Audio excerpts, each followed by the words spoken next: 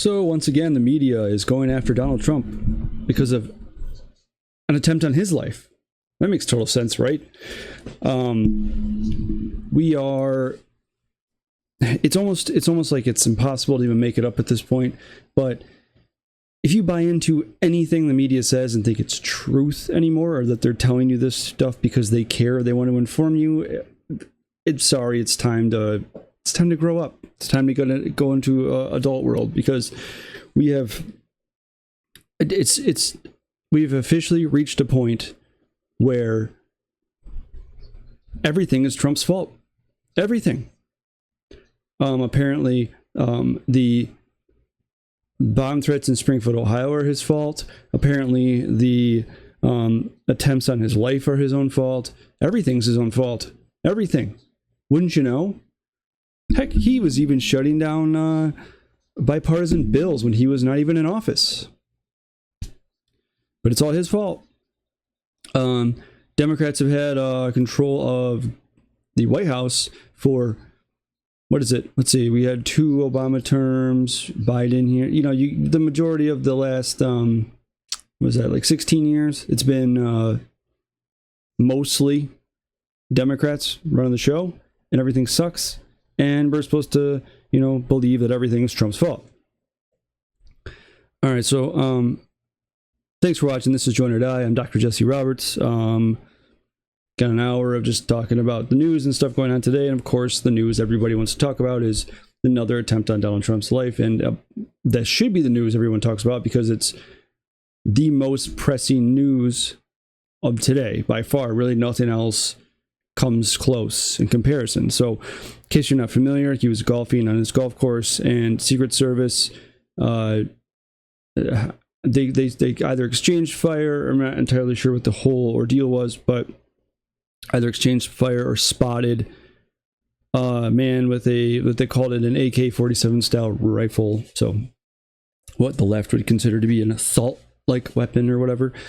He had that. And according to something Donald Trump had said, is that he said, let's see if I can find the story here, that he heard gunshots.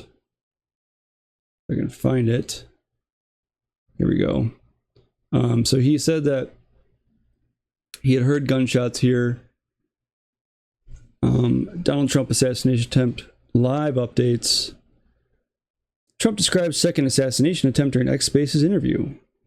So he says down here that it was quite something, but it worked out well, and Secret Service did an excellent job, and they have a man behind bars. Hopefully, he's going to be there for a long time. Dangerous person, very dangerous person. So I was playing golf with some of my friends on Sunday morning. Very peaceful, very beautiful weather. Everything was beautiful. Nice place to be. And all of a sudden, we heard shots being fired. I guess probably 4 or 5. Secret Service knew immediately it was bullets, and they grabbed me. We got into the carts. We moved along pretty good. I was with an agent, and the agent did a fantastic job. There was no question that we were getting out that course. I would have loved to have sank that last putt, but we decided to get out of there. Got to throw that in there. Trump added that, and what the gunfire was, actually, interestingly, was a Secret Service agent had seen a barrel of an AK-47, which is a very powerful rifle, and he started shooting at the barrel. Okay, so the Secret Service fired first. The would-be assassin ran across the street, grabbed his car, hopped in his truck or car, and amazingly a civilian in the area saw something that looked very suspicious, and in the car, drove their car to the back of his truck of some kind, took pictures of the license plate, and gave it to the sheriff's office. So you had so the Secret Service agents spot the barrel of the gun and fired at him. At first, when I read that, I thought they said that the man had fired at him, which, in case you're not a gun person, if you hear the shots of an AK-47, it is a very distinct sound. It is very, very, very loud.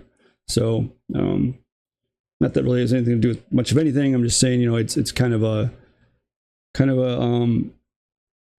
hard gun to miss if it was firing out. So they must have been firing with whatever weapons the Secret Service carries, obviously. So, but immediately the media goes to demonizing Donald Trump. Of course, it's his fault, right? It wouldn't be anybody else's fault. And you can't even make this stuff up anymore.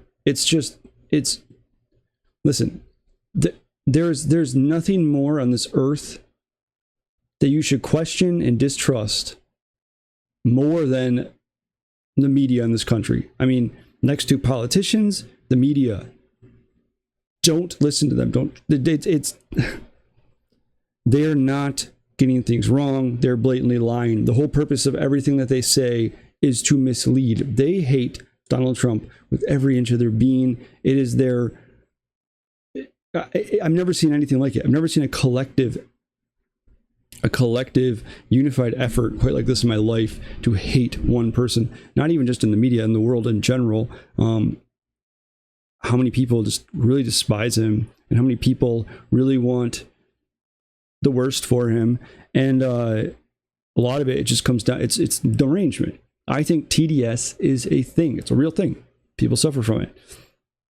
And in everything, they will always, if it's a Democrat or a Democratic candidate or whatever, that person will always get the benefit of the media. The media will always cover for them. The media will always, not just cover for them. The media will always just fluff them up and make them look good. And they will always attack the conservatives in the room. And they will always attack Trump. Of course, Trump. They hate him. They hate him so much. And I think that we have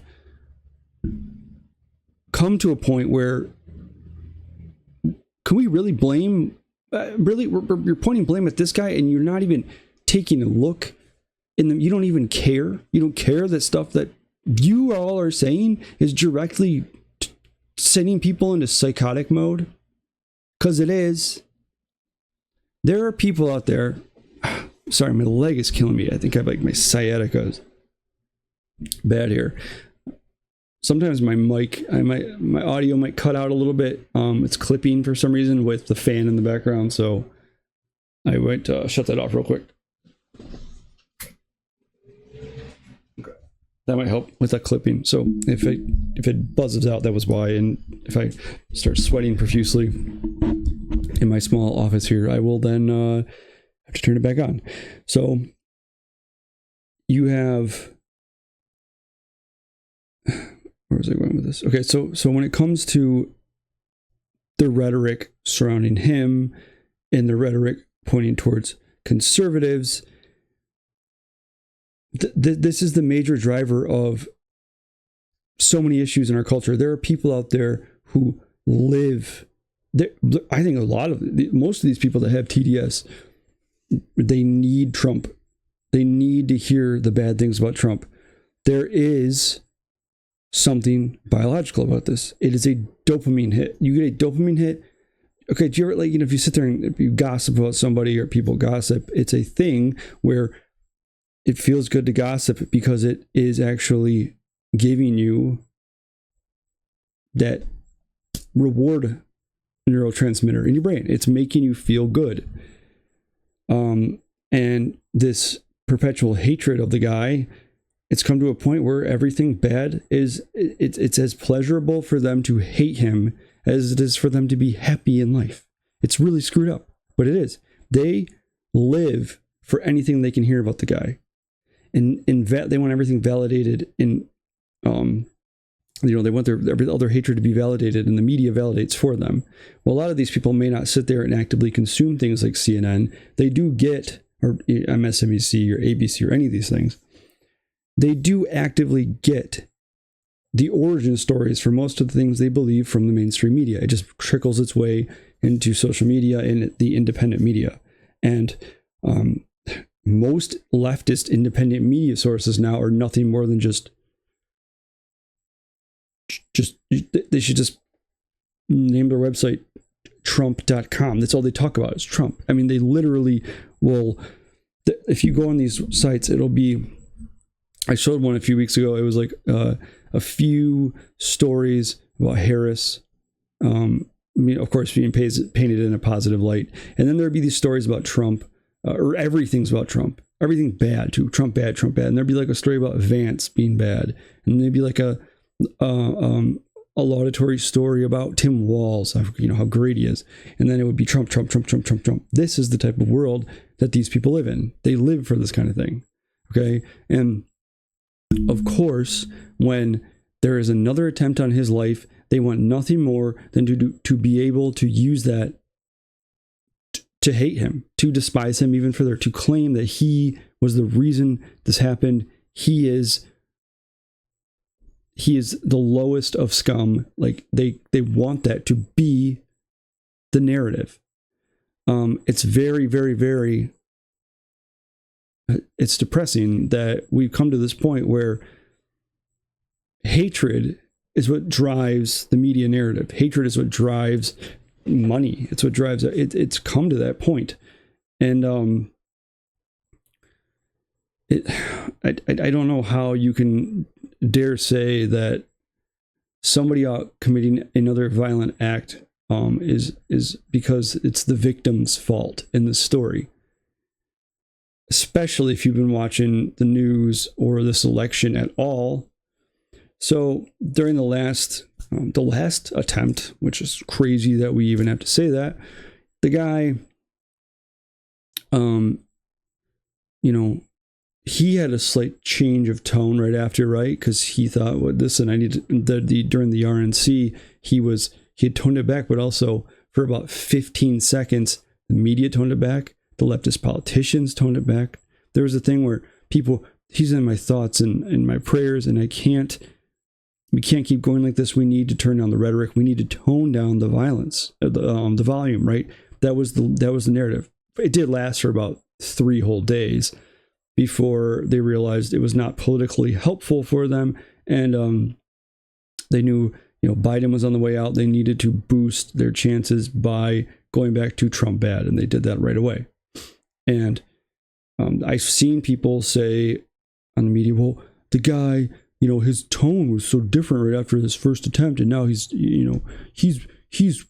instilling this type of hatred in people. And it's like there's a 24-hour news industry dedicated to churning out vitriol aimed at Donald Trump.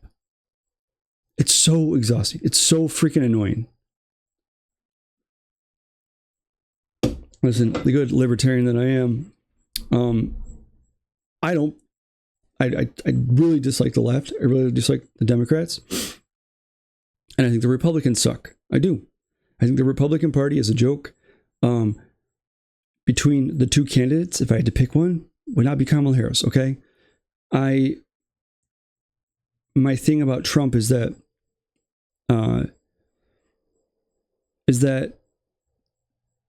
lots of his campaign has been exhausting. Okay, I'm tired of hearing about the election of 2020. I'm tired of hearing about tariffs. I'm tired of hearing about this. He just has like these deep state talking points. It almost seems like now, and like that magic of 2016 is gone. And I'm just burned out of this. I'm burned out of this obsession with the guy. I'm burned out of the hatred. I'm burned out of the TDS that's infected this country. It's so old. But you know what? Like, who's the next best option? Because Dave Smith isn't running for president. Like, who's the next best option? I can't find one. And that's kind of where we're at. And it's like, this is just something that people have to put up with. Certainly not what just happened, but people are going to put up with the derangement going forward. That's the price to pay for the guy running for office. But it's just like, I'm so exhausted of this. I'm so exhausted of this obsession. What I'm more exhausted of anything, and this is my whole big bent, a whole direction of what I'm doing here with these episodes, this podcast, these videos, is to show you just the blatant lies, give you the reasons why stuff's a freaking lie, why the media lies, why the politicians lie, why their logic is stupid. Well, they don't have logic. why their emotional intelligence is that of a child, why the things that they, they're pandering to people that can't think for themselves. That's a big thing of what I want to do here. And also, I think government sucks. I think government is a joke. I think government is done nothing but make my life harder. And I believe my position as a historian gives me the scaffolding I need to show you the things I can show you. And that's just the way I think. And I think so if I can accomplish that, I've done my job. I just want people to look at what the media says and understand how ridiculous this is. And I want you to see how, this is exhausting for a reason. They want it to be exhausting. And it's just, they lie. I can't take it anymore. It's the lies are just so annoying, and they don't get called on it. The left never gets called on their lies. Oddly enough, yesterday, it was Brian Stelter who actually pointed out that the shooting was indeed an attempt on Donald Trump's life. So good on Brian Stelter, of all people. That guy is, one of that guy's perpetuated a lot of BS out there. He has, he was a big mover of, propaganda during 2020, especially during, the health scare we had going on. And I wanted to just go ahead and show you through my montage of ridiculous things here, that let's just do this together. Let's go down and see what the media has been saying about what happened. So let me pull up my X feed here. Okay, so this is number one on my list of things. So the Atlantic publishes this is from the U.S. Ministry of Truth, which is a parody account. There's been times I've seen that and I'm like, whoa, they say dumb things, and I realize, oh, it's fake. They're joking. And then you feel stupid when satire websites do that kind of thing, right? It's I don't know if y'all are familiar with the Babylon Bee. There's so many times in my life where I would share Babylon Bee articles or something, and they'd have these headlines that's half this thing is just it's a headline is so outrageous it catches you, and you would have people in your family or your friends on social media or what have you, and they would get outraged about the headline or be or they would think it was real. And it's so hard to explain that to people, but that's beside the point. So here, this is from the Atlantic. Donald Trump is using another possible attempt on his life to inflame tensions in America, which is one more reason he should never be president again. So, what we got here? Okay, so that's their joke article. So, I'm going to put my headphones on here to show you some things here. Oh, I thought this was interesting too. This is from the Libertarian Party of New Hampshire saying, why somehow it's Trump's fault that, this political violence is happening. And then you have what's her name? Kathy Griffin or whatever, or Kathy Griffith. Kathy Griffin. Wasn't that Peter Griffin's wife on, Family Guy, Kathy Griffith or whatever, holding up that head, and just a bunch of these things that people have been saying. All right, so this is a lot of stuff. So if you just bear with me, this is another news story here. So this is from an account called Amuse. I'm not sure about this one, but it says Ryan Ruth. I guess I should. We'll cover the assassination attempt after the fact here. I just wanted to show you what the media said after this. So here you go. This is from Donald CBS. Trump is blaming Democrats for inflaming political rhetoric, but the former president's own words seem to be increasing the threat of political violence in Springfield, Ohio. That's where a false and ugly accusation against Haitians, thousands of whom are legal permanent residents, is impacting everyday life. CBS's Nicole Killian reports on the growing controversy. Okay, so I just want to see that from the beginning real quick. Donald Trump is blaming Democrats for inflaming political rhetoric, but the former... So, of course, they're bringing up things that had been said about the Haitian immigrants in Springfield, Ohio.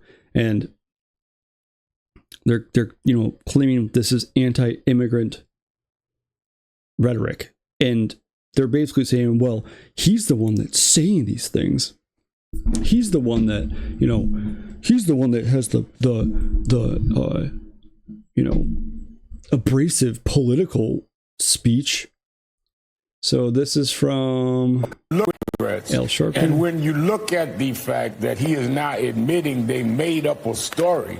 Okay, that's something else. All right, so this is one here. Former President Donald Trump is pointing the finger at President Biden and Vice President Harris, blaming them for the apparent assassination attempt against him. In his first interview since the incident, Trump told Fox News that, quote, "Their rhetoric is causing me to be shot at," before adding, "They are the real threat." We're joined now by Erin Perini. She is a former press communications director for Donald Trump's 2020 campaign and a Republican strategist for Axiom Strategies. We're also joined by Tim Hogan. He is a Democratic strategist and former spokesperson for Hillary Clinton's 2016 campaign. I wonder, Erin, you're hearing what Trump is saying here. What questions, concerns is this raising for you? I think ultimately everybody needs to remember that crazy doesn't know a political party or ideology. There is extreme rhetoric on both sides of the political spectrum, and everybody needs to accept a little bit of culpability and responsibility for what becomes inflamed rhetoric in this country. But to be clear, this isn't a Republican or a Democrat issue. This is an American issue, and we should be treating it like that. For President Trump right now, I think that his best course of action would be to be a bit more like he was, this is really hard to believe I'm saying, after his first assassination attempt. So if you see it there, he needs to tone it down, okay? Because that's what happened after the first one, is that he toned it down and everything was great for a day.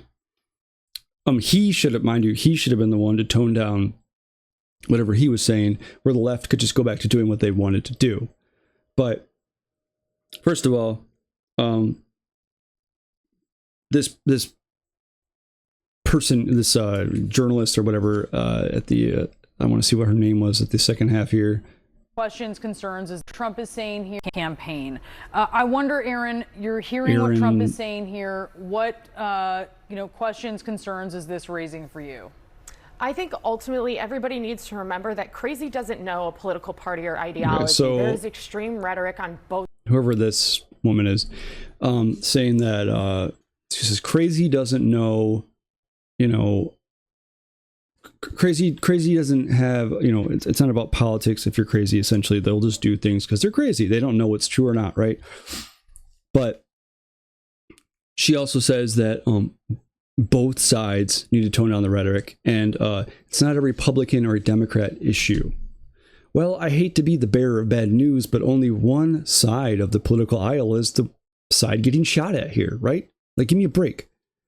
I understand that rhetoric needs to be toned down to agree, but I guess from what end?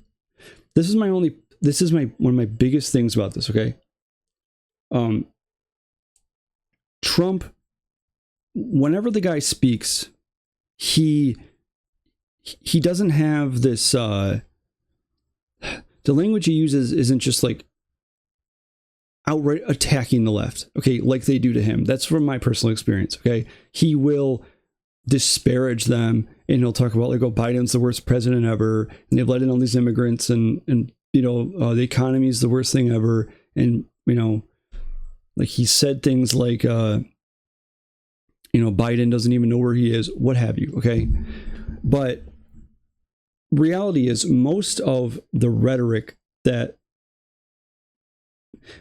inflammatory rhetoric, let's say Trump is espousing inflammatory rhetoric, okay, and it's causing people that hate him to become deranged. They're blaming his rhetoric on the people there that tried to go after him. Well, where are they hearing his inflammatory rhetoric from? Well, I can guarantee you they're hearing it from places like this, from sources like this. And that's not to say that's not what I believe is happening here. I don't believe they hear word for word what he's saying and they're like, oh, this is it. I can't, the guy just triggered me, right? I believe almost overwhelmingly the stuff they are hearing, the people that are going to be triggered by him and have their TDS activated by him, are hearing what he's saying through their translator being corporate media and social media, which is usually just a trickle down of corporate media. People that, especially on the left, a lot of what they will parrot are just talking points from mainstream media. So basically, the only real media outlets that have a voice are the ones that are supportive of Kamala Harris and her camp. So in regard to that, you have, the only real place people are going to hear these stories or hear the stuff that he's saying are going to be from them. And you don't think that you all are mildly implicit in it? I guess I don't understand the tone down the rhetoric thing when most of the most common way people hear political rhetoric is through the mainstream media and their interpretation of it. And especially when it comes to Trump. The stuff that they come up with it's baffling. That flat out lies. Just the embellishment. How many times have you heard the repetition of Trump called white supremacists very fine people? It's probably countless number of times. It's been debunked several times, including by Reuters and all these other things. Okay. But like even Kamala Harris still brought it up in the debate. Biden had said it before when Biden went up during the DNC to speak on night one, which is a great slap in his face. The guy brought up the very fine people thing. He brought up the suckers and losers hoax. He brought up, I don't even know. I just remember like it was every typical talking point, every typical BS lie that's brought up every time they talk about the guy. And I'm watching the Eagles Falcons game here simultaneously, and it's a boring game. 9-7 Falcons, 5 minutes left in the third. Yikes. So a lot of the stuff where did Biden get that he said that from? Well, they got it from mainstream media. They were the ones that doctored up that whole thing. They're the ones that basically, fixed the footage so it sounded like Trump said what he didn't say. Okay. And then the whole suckers and losers hoax was an article from, I think it was at the Atlantic, I believe. And it was an anonymous source said that he said that, and they put it out like it's fact, and people still go with it to this day. And there's no proof that ever happened. Okay. So to say this is a Democrat or Republican issue, I don't think so. I think it's a media issue. Right? Who cannot agree with me? Do you not believe that this is a big reason why this stuff is happening? Just let me know. Say yes or no, I guess. Let me know your thoughts on the issue, because I think that this is a huge problem that we're having, is that, we have these people like this, these elitist media pundits who look down upon us normal people and want to sit there and make a mockery of anybody that wants to support, like, let's say you want to support Donald Trump. They want to, they want to make they're mocking you. They're simultaneously labeling you in a way that's almost like some type of stereotype. And they're calling you a threat to democracy and that you're the biggest threat to the future of this country. And you name it, and it's coming from them, and they're telling you, and they're telling their candidates they need to calm down the rhetoric. Seriously? Then stop saying that. Stop reporting what they're saying then. Oh, what, you can't do that because, oh, well, that's just their job. As journalists, we have to tell people what's going on. Oh, really? Well, you can do that if you're actually going to tell the truth, which you're not doing. You're lying. You're flat out freaking lying. It's unbelievable. So that's one. Here's number one. Look, even when you're talking about the President of the United States, you're literally not going to ring all of the area with Secret Service and law enforcement. Yes, you will have far more Secret Service and law enforcement for a sitting president. But this notion that somehow, with an Iranian threat hanging over Donald Trump's head, which my sources tell me is quite valid, by the way, they take that very seriously, that we're still not seeing this. I think, look, I look at this as a far more larger question, which is I think in our society we've just hit the mark where not only can we not guarantee the protection of our most vulnerable people, our school children, but we can't even guarantee the protection of the most protected officials in our government. And that comes back not only to mental health, but to the access and pervasiveness of assault-style weapons in our society. It's our problem. And so until we address that issue, the Secret Service is likely to tell you, look, and by the way, they've already told us after the Butler event, the acting director of the Secret Service said publicly, in open carry states, we are highly challenged in protecting our protectees. Yeah, that's where we are, and we've got to decide whether we want to live like that. Em and I were chatting about this in the break, that this is a tough conversation because we can't fairly say that our kids can go to school. We were discussing the fact that this. So here you have it. There's people immediately saying Trump is an a-hole because he's politicizing this attempt on his life. He's using it to his advantage. He's trying to get, funding or whatever through it. And it's like they immediately turn this into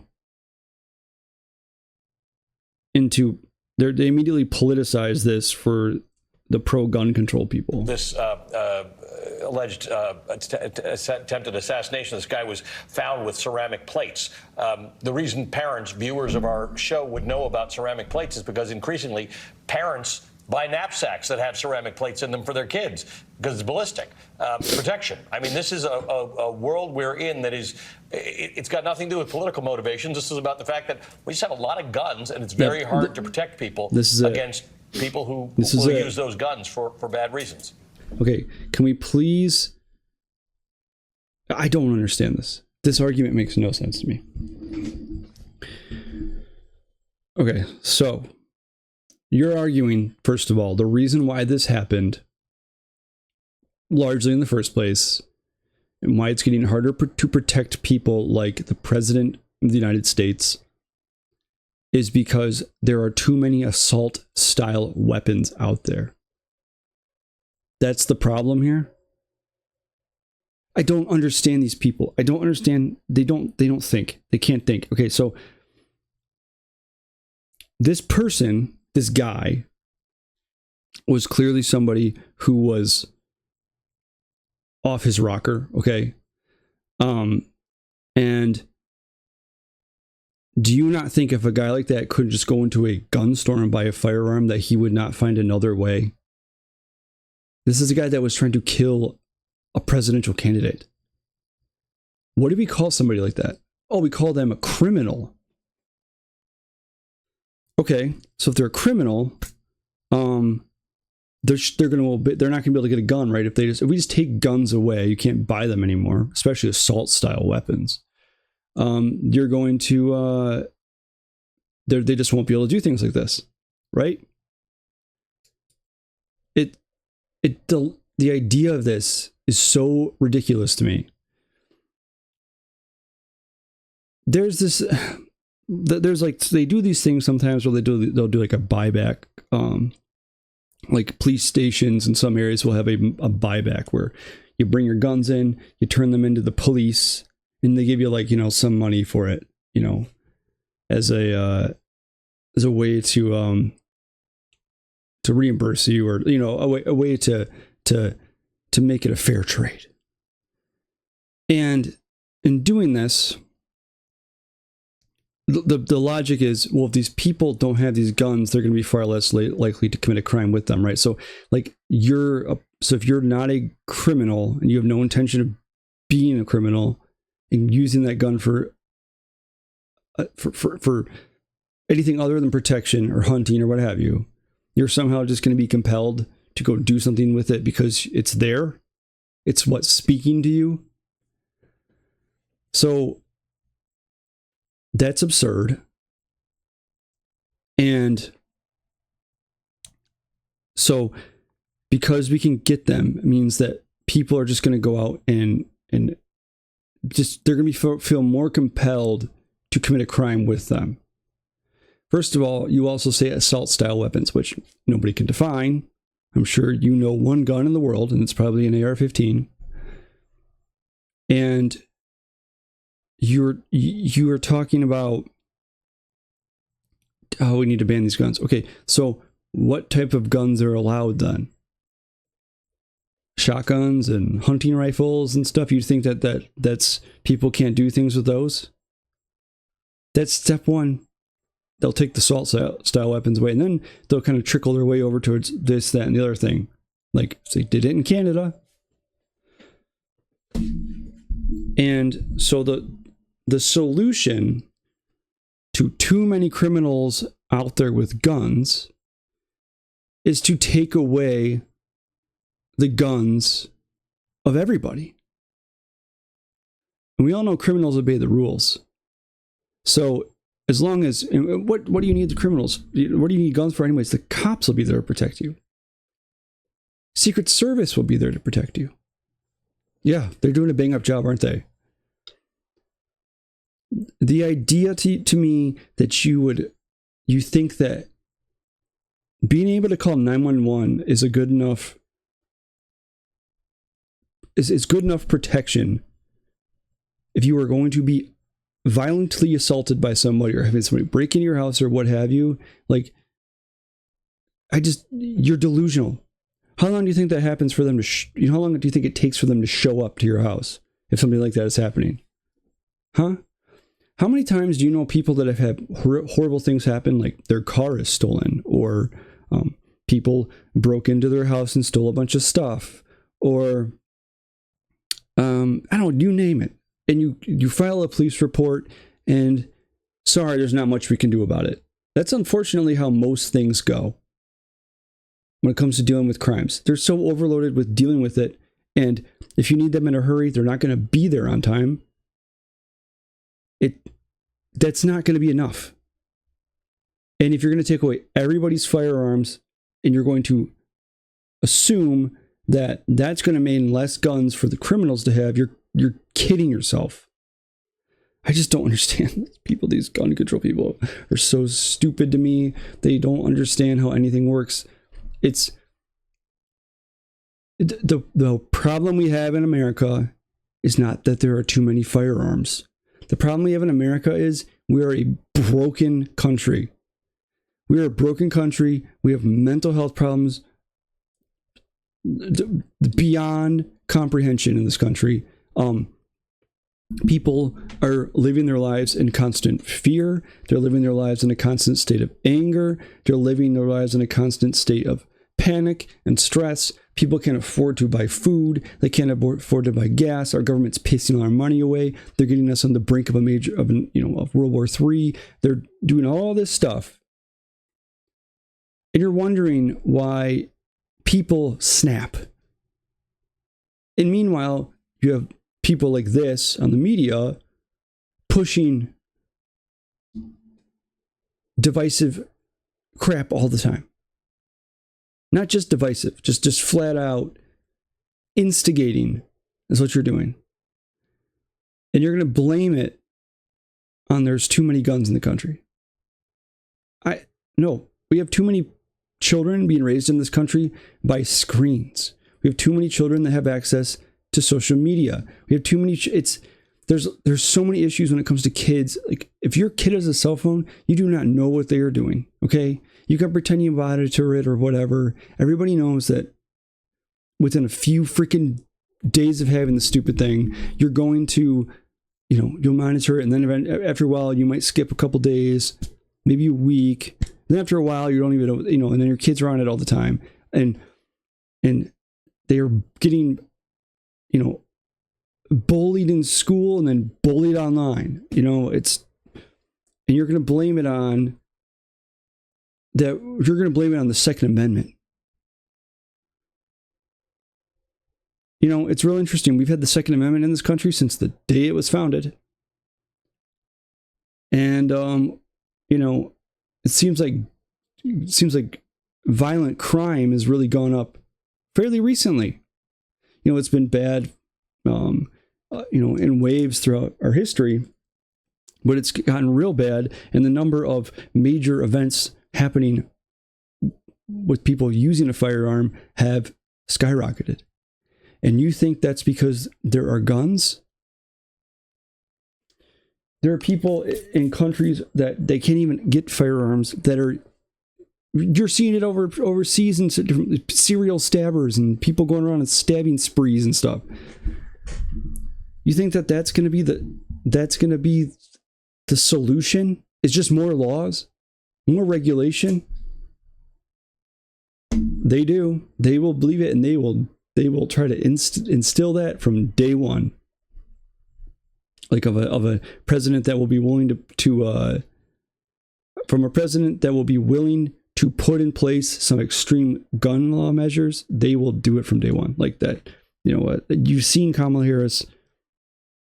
There's been stuff going around lately of her talking about gun control, and that she's willing to sign executive orders to take them away. And I promise you, if that happens, it will not solve your problem, man, because some of the cities that have the most strict gun laws are some of the most violent cities in this country. And then you're just going to let certain people have them, and that's it.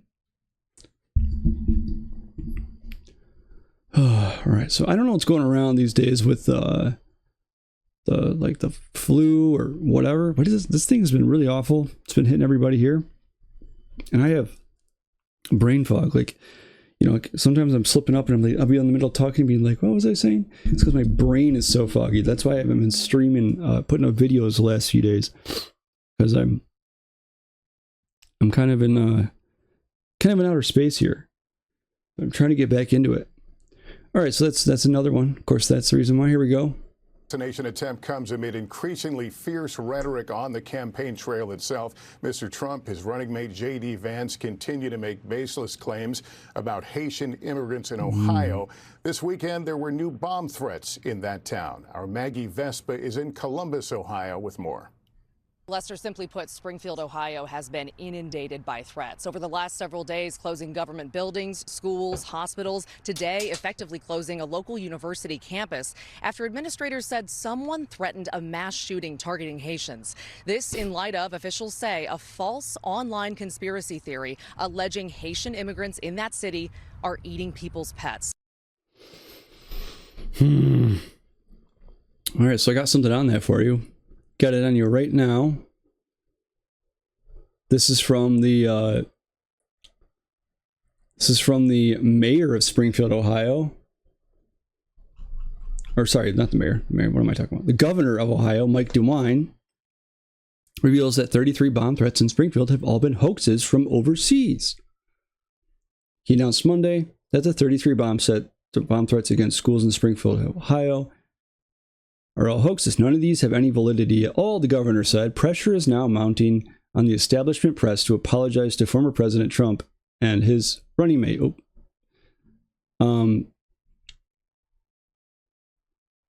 Senator J.D. Vance. At least 33 separate bomb threats. So this is the headline here. I didn't transition over to it. Sorry about my brain fog. Senator J.D. Vance of Ohio. At least 33 separate bomb threats. Okay, we already got that. So I want to say to the parents in Springfield, these threats have all been hoaxes. None of them have panned out. The Ohio governor added that the fake bomb threats have been originating from overseas, and he believes one particular country is using the recent news of Springfield as one more opportunity to mess with the United States. Huh. So you had you had that story over at this story here that I just showed you. NBC's Lester Holt saying, well, that's, Trump's violent rhetoric Trump's rhetoric towards Haitians is causing all these problems. Let's see. So this is another one about the assassination attempt here. This is the last one I'll show you. It could be understated the gravity of this here. We're talking about 2 attempted assassination attempts. We know from our conversations with people, voters, Americans on the ground, that there are fears of violence, further violence in the country. And where is the United States heading here? We have heard talk of potential civil war. We have watched January 6th unfold and the willingness of thousands of individuals to go January 6th. We have watched members of Congress be shot at. We have watched now a former president of the United States, apparently 2 attempted assassinations. Apparently. And it is a cause for alarm and concern. We saw in the immediate aftermath of the Butler, Pennsylvania attack, Donald Trump went to the Republican National Convention. And I think at least his tenor was more solemn, a little bit more retrospective. That quickly changed, and you could say that more so than ever, the rhetoric, the divisiveness of our politics today is intense. Yeah. And in no way would anybody, I think, stand by any actions that are being taken. And for the Trump campaign, I think it's important to, on the human side of this, that you have campaign staffers who are now involved in 2 incidents here. You have Secret Service agents who are there putting their lives on the line, protecting him. These are a detail that follow around Donald Trump around the country. Okay, so you have them blaming him for it there once again. Well, he was different, solemn after the first time, and he quickly changed. But we didn't change at all. It's unbelievable how just hypocritical these people are. They're saying he was probably more introspective. When's the last time you all were introspective about anything? Just sit there and think about the stuff you say. It's because they believe it, probably. I bet you at one point when this whole thing started was with his candidacy and him being a president, they probably were like, we're just flat out lying, but who cares? We're just deceptively editing videos. To the point now where they've probably lied so much, they probably believe a lot of what they say. That happens to people. There are people like pathological liars and stuff. They will believe the things they say. They can convince themselves of these things. And I think that's where they're at. And they probably don't even know what the truth is anymore. Just reminding you, this is a guy who was one of the biggest celebrities in the world, who was beloved by so many people. He was friends with most of these freaking elitist people. He was friends with a lot of these politicians and stuff before he was ever president. All these Hollywood uppity elites, like, these people were his friends. So, they bought into their own bullshit. It's really quite amazing, dude. They believe their own crap. Oh, brother. Okay, so the guy that tried to go after him is a nut job. It's a guy who was a...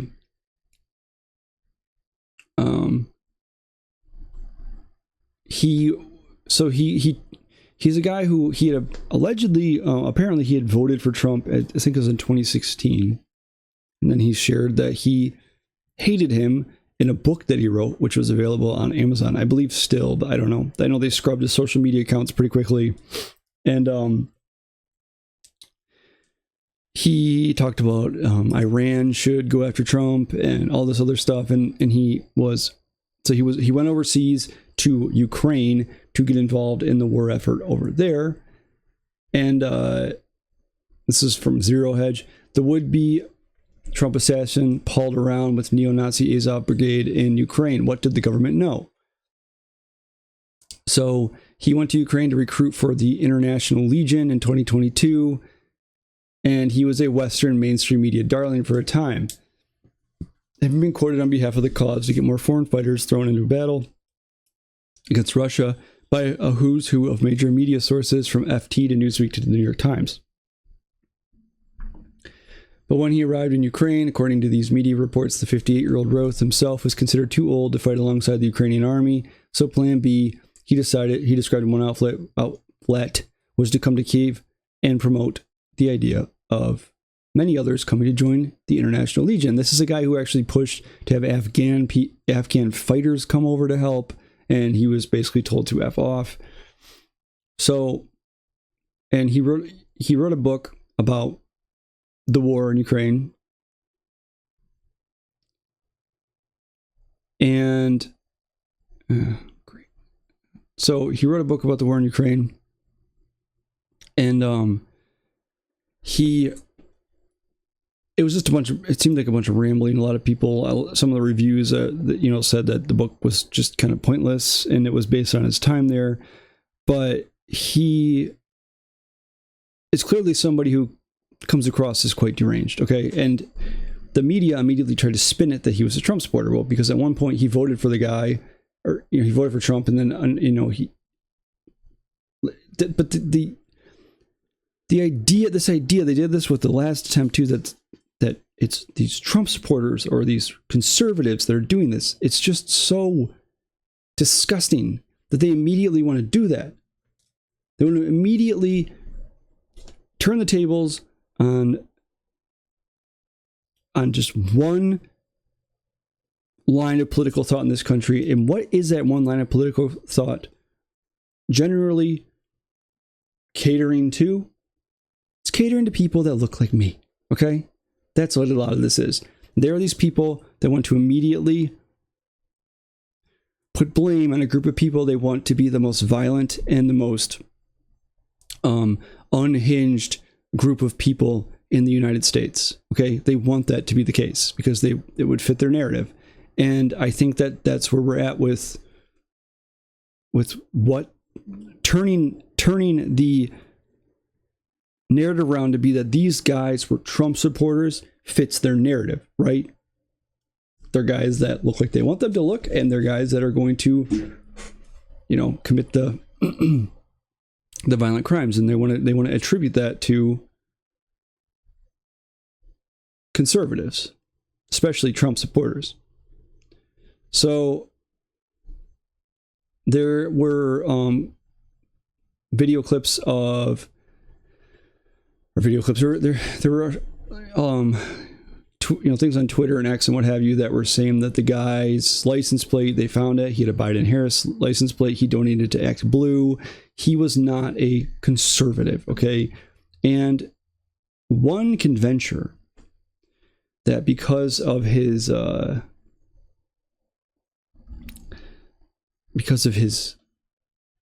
leanings toward the war in Ukraine, that he was very much buying into the media narrative. Because in case you were living under a rock in 2022, there was one line of thought when it came to the war in Ukraine. And that one line of thought was Putin bad, okay? And that led to this obsession by the media, and it led to this obsession by politicians on both the right and the left that Ukraine was the most important country in the world to protect. This war had to be won by Ukraine. If you didn't agree with that, or you didn't want to give all your money and get involved in this war, you were automatically just working for Russia, right? They did that, and they said those things. I remember even like Mitt Romney saying like, well, if you don't think that we should send money to Ukraine, then you're an agent of Putin. They've always said Trump was one too, right? But so somebody to get that involved with going over to fight in the war in Ukraine, he kind of seems like somebody that bought into a lot of what the mainstream media was saying about the war in Ukraine. Bought into their talking points. And, when the media connects Trump with a certain country all the time, what do you think someone like that is that hellbent on helping Ukraine win their war? Okay, he's that hellbent on it. What do you think that he's going to feel towards somebody like Trump, who they're claiming is just an agent of Vladimir Putin? Yeah, exactly. You can do that mental calculation yourself. So there's just no part of me that thing, I guess I don't understand this idea that Trump's rhetoric is so incendiary that it's triggering people on the right to go after. I guess I don't understand that whole logic. Now, listen, there is a big faction of conservatives, I'll do that in air quotes, who are anti-Trump because Trump's a populist. Okay, historically, populism has never really been well received in this country. Trump's really he's really the first presidential candidate in modern times, with it, after the turn of the 20th century, to successfully run as a populist. And populism doesn't sit well with people who like the old school neoconservative type stuff. I have family members like that. One of them was a diehard Republican, and when Trump came along, he decided that he couldn't stick with the Republican Party anymore, and it was because they were too, they weren't about America flexing their military might, and they weren't about the foreign wars anymore, and they weren't about, this American empire crap, and they wanted a strong looking America, and what that meant was they wanted America to be more militarily strong, okay? And they wanted America to be feared. It's the George W. Bush post 9/11 type stuff. Anybody that is going to try to look as strong as the United States has to assert their dominance there, okay? Anybody that is challenging the United States' dominance is a threat, needs to be dealt with. That was the whole idea. And so, to a lot of conservatives that like that more militant type of thinking, Donald Trump is the threat, and they don't like him.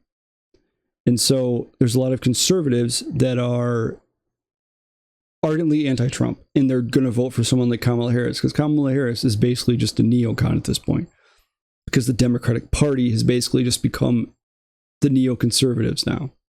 They do all the same, they push for the same stuff. All of a sudden they like war, they like, big government, they like the American empire, they like all that stuff. So they're pushing for that. And it's, one could argue that sure, some of those people might be fired up and hate Trump, but I don't think that you would call somebody like that really a conservative. Because neoconservatism is actually not a part of conservatism. It's actually an offshoot of the progressive leftists of the 1960s. So that's besides the point. But these people that are going after him are clearly have been listening to nearly a decade of crap about this one person. And I think that it would be nice to hear some actual change in the rhetoric like they said they were going to do last time. They're not going to. And this is not even going to be they're not going to keep bringing this up. And that's not it'll be investigated about as well as the last one was investigated. None of the government agencies involved in investigating this are cooperating with with Congress and stuff like that. You have the guy that was speaking to the press from the FBI about this the other day. Was it yesterday that this happened? I guess it's almost midnight, but yeah. So, the FBI agent that was speaking to the press about this is apparently a guy who hates Trump's guts. Here's a story here from Breitbart. Let me share it too. Okay, so concerns arise about FBI lead agent in Miami field office tasked with investigating a second Trump assassination attempt. A high-ranking FBI official who spoke to reporters on Sunday about the second assassination attempt against Donald Trump reportedly has a history of hating the former president. In a social media post Sunday afternoon, Judicial Watch President Tom Fitton said, the FBI official who just spoke at the press conference regarding the latest Trump assassination attempt today is the head of the FBI Miami field office. Jeffrey Veltri. A whistleblower reportedly told Congress that he is anti-Trump and was ordered to scrub anti-Trump social media posts last year before he could get promoted. He wrote, the FBI official who just spoke at the press conference regarding the latest Trump assassination attempt today is the head of FBI Miami field office, Jeffrey Veltri. Excuse me. Okay, so the same thing I just told you. Fitton shared a link to a November 2023 Washington Times report in which the outlet noted a whistleblower said Veltri was promoted months before to be special agent in charge of the Miami office. Director Christopher Wray named Jeffrey B. Veltri as the special agent in charge of the Miami field office. Mr. Veltri most recently served as a section chief in the security division at the FBI headquarters in Washington, D.C. The FBI said in an announcement on March 27, 2023. Times article reported, the whistleblower called Mr. Veltri adamantly and vocally anti-Trump and said FBI Director Christopher Wray, Deputy Director Paul Abbott, or Abate, I don't know, I said that, Executive Assistant Jennifer Director, Assistant, jeez, oh Pete, sorry, I'm having this thing where my brain's moving faster than my mouth, sorry. Executive Assistant Director Jennifer Moore were involved in directing Mr. Veltri to cleanse his social media. The home of President Donald Trump is located in the area of responsibility of the Miami field office. It was well known that Veltri was adamantly and vocally anti-Trump. So this is the guy who's going to be investigating what happened. And oddly enough, he hates Donald Trump.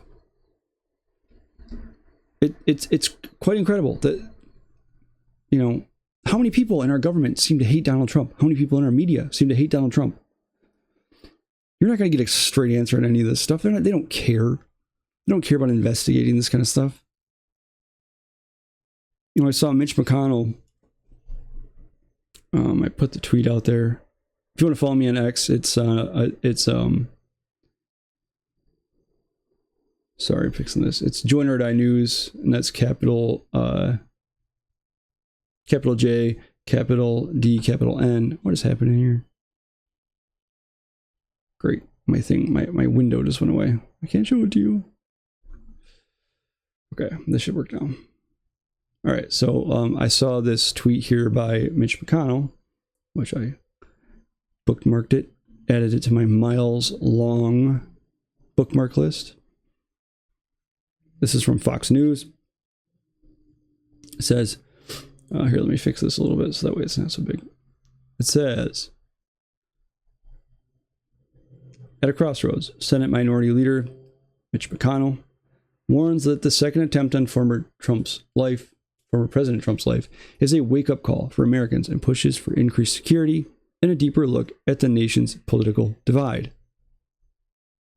That this ought to be a moment of soul-searching for all Americans. It's a time to reflect on the ways that our political process has been infected by reprehensible violence. One could argue there, Mitch, that that time has passed. That you should have been reflecting on this very long time ago. Like, you know, the last time this happened. Oh, it's exhausting. So we're going to see what happens going forward. I don't think that we're going to get a lot of answers. They're not going to the media's not going to be talking about this. They're going to use it as an opportunity to blame him for it. And then they want to get away from this issue, I'm sure, really quickly because the election's coming up and they need to, you know, pad Harris's stats and make her look great. And they can't have this kind of stuff. They can't have people feeling sympathetic for the guy or seeing that it's not angry conservatives out there causing havoc, which is what they want. You know, all the talk of how domestic extremism is on the rise and it's because of people that are pro-America, nationalistic, they're the issue. You don't see a whole lot of those people doing much of anything. But what you do see is a lot of these leftists that are pretty deranged going out and committing crimes. So, all right, well, please like, subscribe, share, and give me a follow on X. I am Dr. Jesse Roberts. This is Join or Die. I'll be back with you tomorrow. Hopefully my brain fog will go away. Sorry about the slip-ups. I read much faster. my brain works much faster than I can talk, like probably most people do. And sometimes I just get all jumbled up, especially when I'm reading stuff. So, all right. Well, thank you and have a wonderful night. God bless.